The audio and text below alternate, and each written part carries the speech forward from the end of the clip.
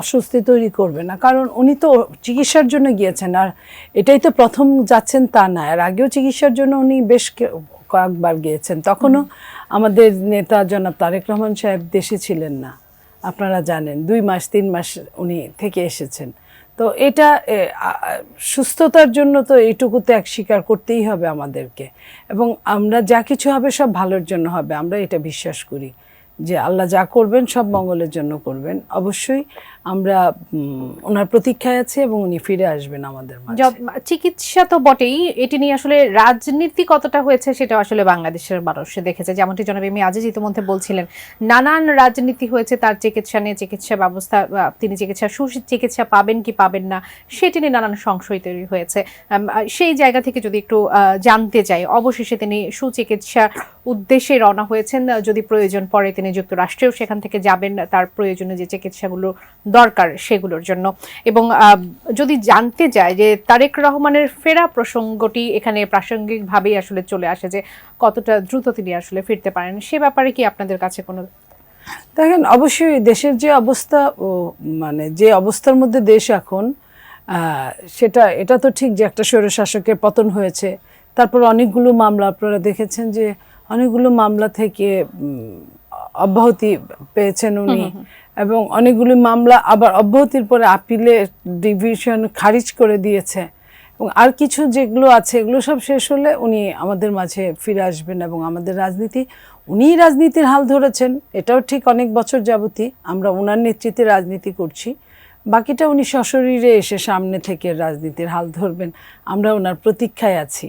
এবং এখানে মা ছেলে দুইজনের একসঙ্গে সমাহার হলে রাজনীতি, বাংলাদেশ জাতীয়তাবাদী দল আউটপুট পাবে অনেক, এবং বাংলাদেশও অনেকটা আউটপুট পাবে। এই যে অনুপস্থিতি, সেটি আসলে দলের মধ্যে খুব বেশি একটা প্রভাব পড়বে না বলে আপনারা মনে করছেন? না, বিজ্ঞান যত উন্নত, এখন দেখেন বিজ্ঞানের উন্নত জায়গায় আমরা বলছি, উনি তো স্কাইপে প্রায় 18 ঘন্টা বাংলাদেশের সাথে থাকেন, উনি 24 ঘন্টার একটা দিনে, উনি সকাল ভোর থেকে ওনার একদম, এবং আপনি জানেন যে বাংলাদেশের টাইমের সাথে ইংল্যান্ডের টাইমের অনেক হেরফের আছে, 5 ঘন্টা হেরফের, সেটা ধরে আপনি ধরেন বাংলাদেশের সময় সীমা ধরে উনি অনেকক্ষণ সময় দেন, সমস্ত বাংলাদেশ ওনার নখদর্পণে উনি সময় রাখেন, এবং প্রত্যেকটা কাজ উনি দলকে সাথে নিয়ে ডিসিশন দেন। কালার এক্সপার্ট, জর্জ স্যাপ এবং মাইল্ড অন হ্যান্ডস টেকনোলজি সমৃদ্ধ অরিক্স ক্রিস্টাল ওয়াশ আপনার লন্ড্রি এক্সপার্ট। জনাব এম এ আজিজ, আমরা আসলে অভ্যন্তরীণ কথা বলছিলাম, সেখানে শুধু যে বিএনপির মধ্যেই তা না, বিএনপির বাইরে থেকে যদি আমরা চিন্তা করি যে এখন দেশের প্রধান দুজন রাজনীতিবিদ, দেশের প্রধান দুজন ব্যক্তি, দুজনই হচ্ছে দেশের বাইরে আছেন।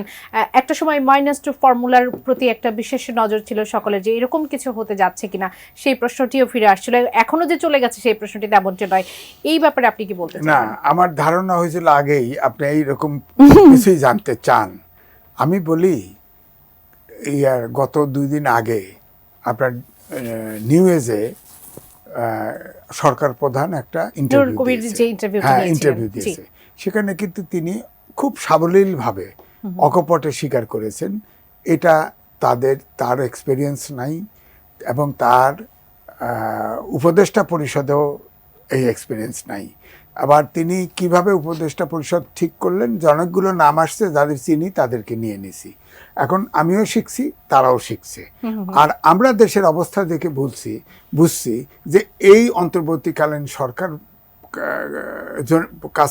সরকারের জন্য এই দেশটাকে দীর্ঘদিন চালিয়ে নেওয়া সম্ভব না, কারণ কোনো জায়গায় কিন্তু গুছিয়ে আসে নাই, আর নিরাপদে আসে নাই।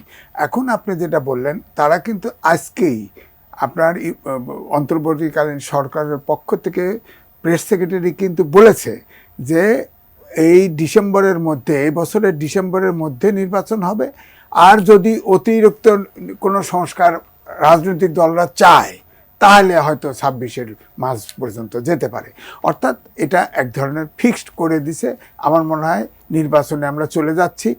আর এখন যেহেতু আপনার ধারণা যে একটা শেখ হাসিনা পালিয়ে গেছে, একজন মাইনাস, বেগম খালেদা যে গেল মাইনাস হলো কিনা, আমার মনে হয় সেই পরিস্থিতি আর এখন রাজনীতিতে নাই।